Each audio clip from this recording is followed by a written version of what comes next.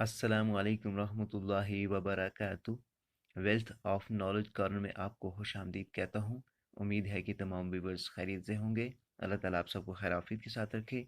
आमीन सुम्मा आमीन। नाजरीन, आज की इस वीडियो में आपको प्रोनाउन के बारे में बताऊंगा।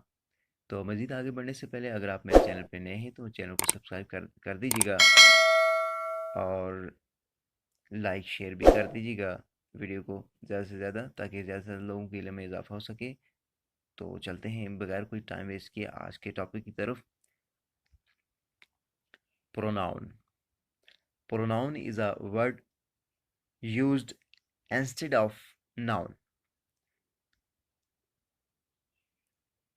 For example, Asad will now go to school because he is ill.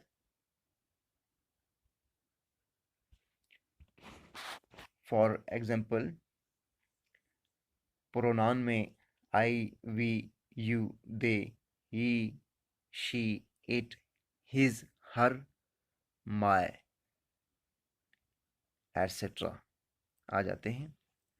तो उम्मीद है कि आज की वीडियो आपको पसंद आई होगी।